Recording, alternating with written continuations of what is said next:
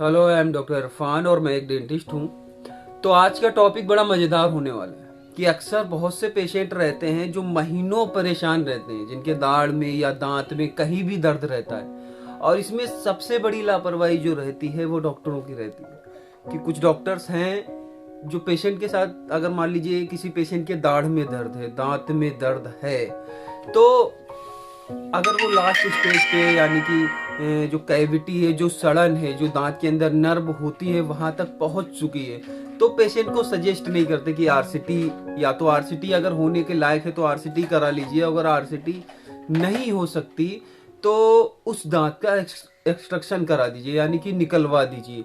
पर क्या होता है कि कुछ डॉक्टर उन्हें 15 दिन दवा, महीने भर दवा, बोले 10 दिन से दवा खा।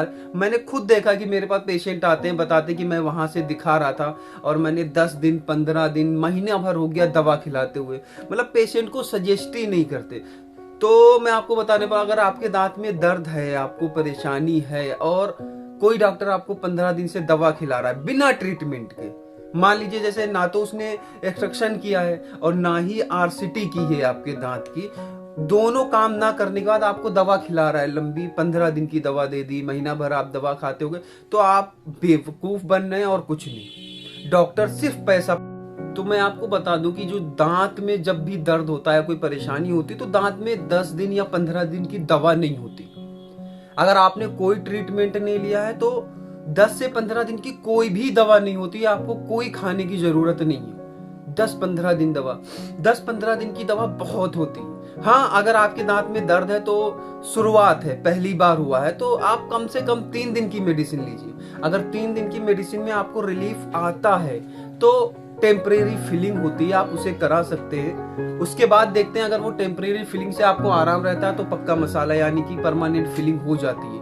बट अगर आपको बिल्कुल दवा नहीं खानी है 15 दिन, 20 दिन बिना ट्रीटमेंट के। अगर ट्रीटमेंट लेते हैं, जैसे आरसीटी ले लिया तो खा सकते, तब भी नहीं चलती है। आरसीटी के बाद भी बहुत ज्यादा 5 से 6 दिन मेडिसिन चली, बाकी कंडीशन के ऊपर डिपेंड करता है। तो आपको इतनी लंबी दवा बिल्कुल नहीं खानी है। कोई भी डॉक्टर अगर आपको बिना ट्रीटमेंट दिए लंबी दवा खिलाता है तो कभी नहीं खाइएगा। अगर मान लीजिए आपकी दाढ़ में कभी दर्द हो चुका है, कभी भी पहले दर्द हुआ था और काफी तेज हुआ, आप उधर से खाना बाइट नहीं कर पाते, खाना बाइट करने पे दर्द होता है, तो बहुत से डॉक्टर होते हैं 10 से 15 दिन दवा खिलाई, उसके बाद बोलते हैं इसमें मसाला कर देंगे। कभी नहीं कराना है आपको। अगर एक बार दर्द उठ गया तो परमानेंट मसाला या परमानेंट फिलिंग कुछ भी उस दांत में नहीं भरा जाता है, कुछ भी तो आपको कभी भी डायरेक्टली मसाला नहीं भरवाना है। अगर आपको दांत निकलवाने का मन नहीं है तो आप आरसीटी करा दे सकते हैं। इसमें क्या होता है कि जो दांत के अंदर नसें होती हैं, जिससे हमें पता चलता है ठंडा, गरम, मीठा, खट्टा क्या खा रहे हैं, तो जब सड़न वो नस तक पहुंच जाती है तभी हमारी दाढ़ या दांत में दर्द और पेन स्टार्ट होता है। अगर हम शुरुआती कंडीशन में उसे पकड़ लें तो हमारा दांत बिना आरसीटी के और दर्द होने से पहले ही हम उसे बचा सकते हैं। अक्सर क्या होता है कि दांत खुक्कल हो जाता है, पर पेशेंट क्या कहता है कि यार दर्द थोड़ी है, चलने दो।